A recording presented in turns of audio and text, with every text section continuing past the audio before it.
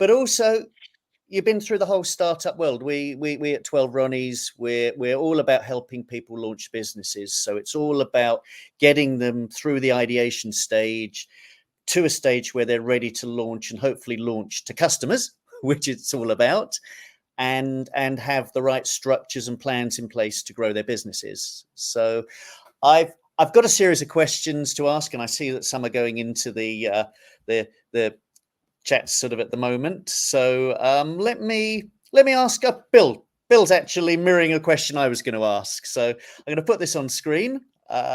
So Anthony, really, when you're looking to put a legal infrastructure in place for your business, what sort of paperwork's needed? When you're actually getting around to going, okay, sure, I need to get something in place. What do you guys at Seed Legals do? What's the sort of standard things to be done? Easy. So here goes, which is, let's go through your startup journey. So, where some point you have an idea. You might be in the pub chatting with people. You might be going on a run. You have an idea. And either it's just you or you've got a co-founder, but usually it's with a co-founder. So a couple of people have an idea, and it's just a hobby at some point, right? Don't spend money on legals. Don't create a company yet. But at some point, you've done a bit of user research and you go, this is something I now want to spend some time of my life on, and it moves from a hobby to a thing. So at that point, you probably want to incorporate a company. You can do this on Companies House. It costs you £50, takes half an hour. It's super easy. If you don't need the company afterwards, it's a bit more problematic to get rid of it, but it's certainly easy to start. And at that point, the purpose of a company is a legal structure that lets you have agreements with the company. You can have deductions and costs and revenue in the company and so on. So a company becomes a useful thing to create when it goes from hobby to a thing. And now that you've got a company, you can begin to have agreements with the company.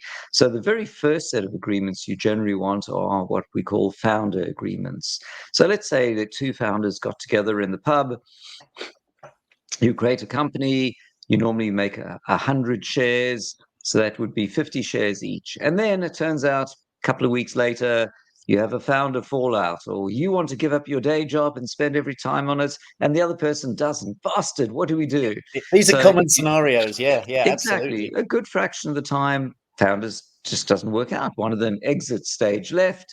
And the problem is, if you don't have an agreement that says they have to give back some of their shares, you now have a company with a departed founder and a whole bunch of shares, and that is really uninvestable. So the first thing to do is a founder agreement. Sorry. Bless you. A founder agreement that says if I leave anytime in the next 3 years, I have to give back some of my shares. It also contains non-disclosure and IP assignment, which means anything we've worked on for this project belongs to the company. And this IP assignment is really important because when you do your first funding round, maybe you've got friends and family investors. They're going to go, great, we'll invest 10K. They don't know much about the legals and non-disclosures and warranties and so on.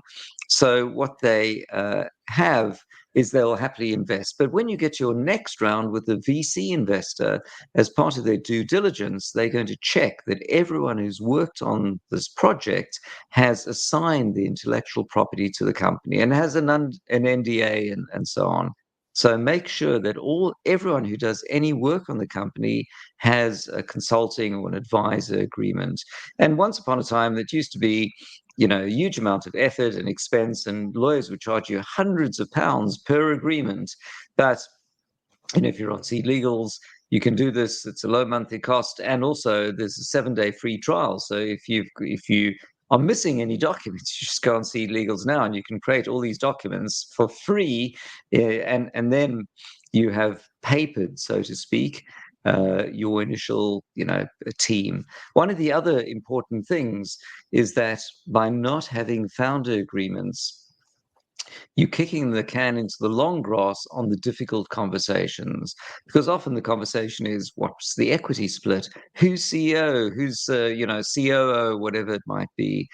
And if you can't agree on this, and you've just had a few pints at the pub, great, go your own way. But if you've been working on this for 6 months and built a prototype, and now you can't agree on the basics, you might find you can't even continue with your own idea because someone else has got a claim on it.